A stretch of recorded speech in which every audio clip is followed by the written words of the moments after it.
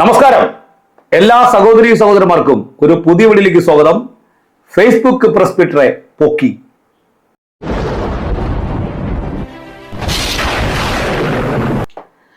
പ്രിയ സഹോദരി സഹോദരന്മാരെ, കർത്താവിന്റെ വേലയ്ക്ക് വേണ്ടി ഇറങ്ങുന്നവരുമുണ്ട്, കർത്താവിന് വേല വയ്ക്കാതെ ഇറങ്ങുന്നവരുമുണ്ട്. ദൈവസഭയ്ക്കകത്ത് വർദ്ധിച്ചു വരുന്ന ജഡീക താല്പര്യങ്ങൾ, അതിലൊന്നാണ് വ്യഭിചാരം. ബൈബിൾ പറയുന്നത് ദൈവം കൊടുത്ത 10 കൽപ്പനയ്ക്കകത്തൊരു കൽപ്പനയാണ്, നീ വ്യഭിചാരം ചെയ്യരുത്. വ്യഭിചാരം ചെയ്യാതിരിക്കാൻ വേണ്ടിയാണ് ദൈവം മനുഷ്യന് ഭാര്യയെ കൊടുത്തിരിക്കുന്നത്. കർത്താവിന്റെ വചനത്തിൽ പറയുന്നു, ദുർമാർഗികളായി ജീവിക്കാതിരിക്കാൻ ഓരോരുത്തർക്കും ഭാര്യ ഉണ്ടായിരിക്കണം. സുവിശേഷ വേലയ്ക്ക് വേണ്ടി ഇറങ്ങുന്നവർക്കും ഭാര്യ ഉണ്ടായിരിക്കണമെന്ന് ദൈവത്തിന്റെ നിർബന്ധമാണ്. അപ്പൊ തന്നെ വിവാഹം കഴിക്കാൻ പാടില്ല, വിവാഹം കഴിക്കുന്ന ശുശ്രൂഷ തടസ്സമാണെന്ന് പറഞ്ഞുകൊണ്ട് നിൽക്കുന്ന ക്രൈസ്തവ സമൂഹങ്ങളുമുണ്ട്.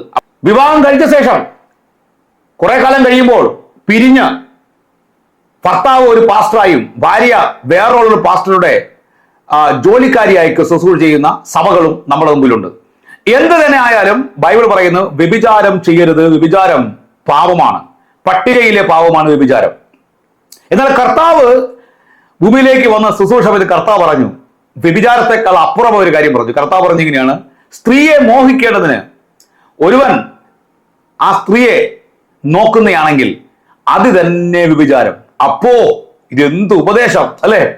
എന്റെ ഹൃദയം കൊണ്ട് ചിന്തിച്ചാൽ തന്നെ അത് വ്യഭിചാരമാണെന്നാണ് കർത്താവ് പഠിപ്പിച്ചത്.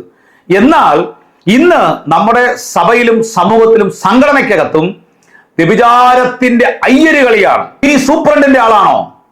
നീ കമ്മിറ്റിയിലെ ആൾക്കാർക്ക് പണം കൊടുക്കുന്നതാണോ? നീ കമ്മിറ്റിയെ വാഴ്ത്തിപ്പാടുന്നവനാണോ? നീ ഓരോ വോട്ടും സംഘടിപ്പിച്ച് ഈ കമ്മിറ്റിയെ വീണ്ടും വീണ്ടും നീ സ്ഥാനത്ത് കൊണ്ടുവരുന്നവനാണോ? ഈ ഉദ്യോഗസ്ഥന്മാർക്ക് നീ പണച്ചെലവും വഴിച്ചെലവും വോട്ടും ഒക്കെ കൊടുക്കുന്നവനാണോ? അങ്ങനെയെങ്കിൽ നിനക്ക് വ്യഭിചാരം ചെയ്യാൻ ഒരു ലൈസൻസിന് തരും. അങ്ങനെയുള്ള ഒരു കാലഘട്ടത്തിലാണ് വന്നെത്തിയിരിക്കുന്നത്. കഴിഞ്ഞ ദിവസം കോൺഫറൻസ്, AG-യുടെ കോൺഫറൻസ് നടന്ന സമയത്ത് അവിടെ വ്യഭിചാരത്തിൽ പിടിച്ച ഒരു പാസ്റ്ററെ പുറത്താക്കി എന്നുള്ള കാര്യം വാർത്ത വന്നു. എന്നാൽ വർഗീസ് എന്ന് പറയുന്ന TJ ഷൗമിലിന്റെ വലങ്കയായിരുന്ന അദ്ദേഹം പുറത്തു വന്ന് പറഞ്ഞ ഭയാനകമായ ഞെട്ടിപ്പിക്കുന്ന വിവരങ്ങൾ അദ്ദേഹം ബിലീവേഴ്സ് കൗൺസിൽ എന്ന് പറയുന്ന സംഘടനയെ കൂടി, വിശ്വാസികളുടെ കൂട്ടങ്ങളെ കൂടി അദ്ദേഹം സംസാരിച്ചു കൊണ്ടുപോയ കാര്യം നിങ്ങൾക്ക് മുന്നമേ അറിയാം. അതിലൊരു കാര്യമാണ്, രണ്ടുപേരെ ഒരു സ്ത്രീയുടെ വിഷയത്തിൽ വ്യഭിചാരത്തിൽ പൊക്കിയ ശേഷം ആ സ്ത്രീയുടെ ഭർത്താവ് അദ്ദേഹം ഇന്ന് ശുശ്രൂഷ കഷ്ടപ്പെട്ട് കുടുംബം തകർന്നുപോയി, അദ്ദേഹം അനാഥയെ നടക്കുമ്പോൾ ഈ കുടുംബത്തെ അങ്ങനെ ആക്കിയ 2 പാച്ചറന്മാർ, ഇവന്മാർ ഇപ്പോൾ വിലസി നടക്കുകയാണ്. ഏത്? ഈ സംഘടനയ്ക്കകത്ത്.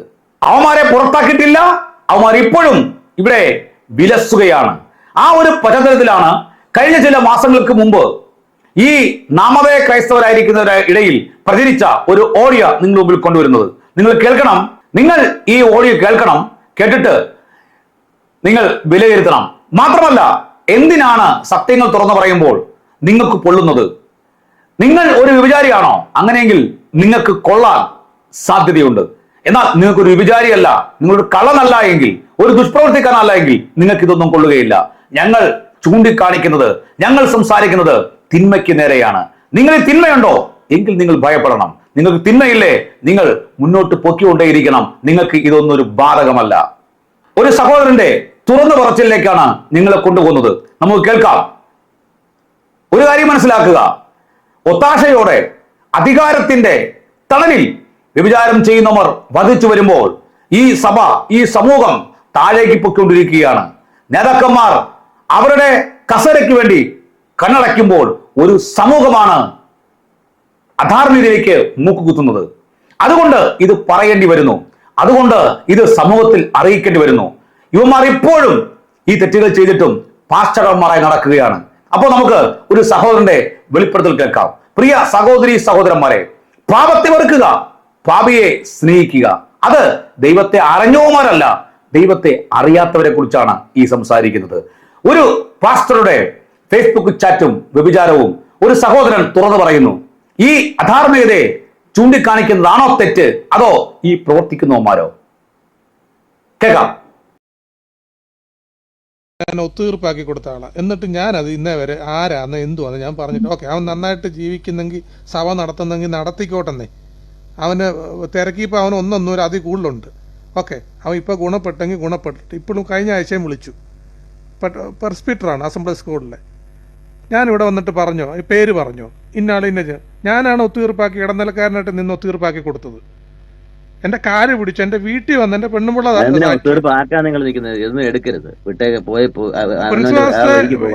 പിന്നെ എന്റെ അയൽവക്കാരിയാണ്. ഫേസ്ബുക്കിൽ കൂടെ അവളോട് അനാവശ്യമായിട്ട് പറഞ്ഞു. അയാൾ വിളിച്ചിട്ട് എന്നോട് പറഞ്ഞു, ഞാൻ വിളിച്ച് സംസാരിച്ചു. ഞാൻ അപ്പത്തേരയ്ക്ക് ഒരാൾ പറയുന്ന മാത്രം നമുക്ക് മുഖവിലയ്ക്ക് എടുക്കാൻ പറ്റത്തില്ല. ഞാൻ അടുത്ത പാസ്റ്ററിനെ വിളിച്ചു. അപ്പൊ പറഞ്ഞു ഇത് ഒരു കേസൊന്നും അല്ല, ഒന്നിലധികം കേസുണ്ട്.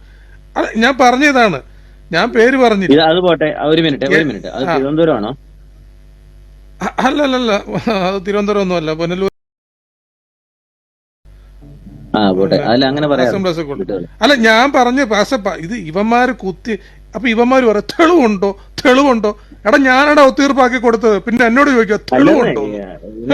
അങ്ങനെ തെളിവുണ്ടോന്ന് ചോദിച്ചതല്ലേ. ഇപ്പൊ നിങ്ങളോട് തെളിവുണ്ടോന്ന് ചോദിച്ചു. നിങ്ങളെ ഭാര്യയെ കുറിച്ചൊക്കെ എന്റെ വീട്ടിൽ വന്ന് എന്റെ കാല് പ്രിൻസിപ്പൽ ഒന്ന് കേട്ടെ, ഞാൻ കംപ്ലീറ്റ്. എന്റെ വീട്ടിൽ വന്ന് നെടുമ്പാട് എന്റെ കാലെ വീണ് എന്നെ രക്ഷിക്കണം. എന്റെ പെണ്ണുമ്പിള്ള കട്ടൻ കാപ്പിക്കിട്ട് എന്നോട്, ഞാൻ പെണ്ണുമ്പിള്ളയുടെ മുമ്പിൽ സംസാരിച്ചില്ല. എന്റെ ഭാര്യ ചോദിച്ചു എന്തോ പ്രശ്നം. ഞാൻ പറഞ്ഞു ഇന്ന രീതിയിലുള്ള പ്രശ്നം. എന്നിട്ട് ഞാൻ പറഞ്ഞു സാരമില്ല, ഞാൻ അവരുമായിട്ട് സംസാരിക്കാം, ആ ഫാമിലിയായിട്ട് സംസാരിച്ച് ചെയ്യാം. പിന്നെ പാസ് ഇനി ദൈവത്തെ ഓർത്ത് ഇങ്ങനെയുള്ള കേസിൽ നിൽക്കരുത്. ഇല്ല ദേവദാസനെ, ഞാൻ ഇനി നിൽക്കത്തില്ല, ഞാൻ ഒരു കാര്യത്തിൽ നിൽക്കത്തില്ല. അന്വേഷിച്ചപ്പോൾ പുള്ളിക്ക് വേറെ പല കേസുണ്ട്, എന്തായാലും ആയിക്കോട്ടെ.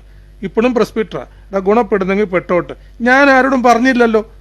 അപ്പൊ ഇവനെ പോലുള്ള നാരികൾ വന്നിട്ട് പറയണം തെളിവുണ്ടോ? എടാ, ഞാൻ ഒത്തീർപ്പാക്കിയ കേസാ, പിന്നെ ഇടനിലക്കാരനായിട്ട് നിന്നിട്ട്. അപ്പൊ എന്നോട് ചോദിക്കുക തെളിവുണ്ടോന്ന്. തെളിവുണ്ടോന്ന്. എടാ, ഇത് അറിയാവുന്നോണ്ടല്ലേടാ, ഇതൊക്കെ അറിയാവുന്നോണ്ടല്ലേ പറയുന്നത്. അല്ലാതെ ഞാനൊരു പെന്തിക്കോസ് വിശ്വാസിയായിട്ട് നിന്നിട്ട്, അല്ലെങ്കിൽ പിന്നെ ഒരു സുവിശേഷകനായിട്ട് നിന്നുകൊണ്ട് ഞാൻ എന്റെ സഭയ്ക്കെതിരെ പിന്നെ മോശമായ രീതി പറയും. ഇത് അറിയാവുന്നോണ്ടല്ലേ ഈ പറയുന്നേ. അപ്പൊ വായി കമ്പിട്ട് കുത്തി ഇളക്കി പറയിപ്പിക്കുന്നതല്ലേ.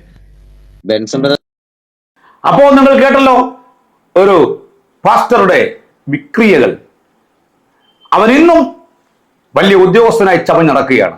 നോക്കൂ, അതെ, അധാർമികത പെരുകുന്നു, തിന്മ വർദ്ധിക്കുന്നു, കുറുന്തോട്ടിക്കും വാദം പിടിക്കുന്ന കാലം. ഓർക്കുക, വ്യഭിചാരം പാവമാണ്. അവ ദൈവസന്നിധിയിൽ അധാർമികതയാണ്. ഈ സമൂഹത്തെ അധാർമികതയിലേക്ക് മൂക്കുകുത്തിക്കുവാൻ ശ്രമിക്കുന്ന നേതാക്കന്മാർ, അവർ പഠിക്കേണ്ട പാഠം എന്താണ്? അവരുടെ കസേരയ്ക്ക് വേണ്ടി, അവരുടെ ഉദ്യോഗ പദവികൾക്ക് വേണ്ടി കണ്ണടയ്ക്കുമ്പോൾ ഒരു സമൂഹമാണ് അധാർമികതയിലേക്ക് മൂക്കുകുത്തുന്നത്.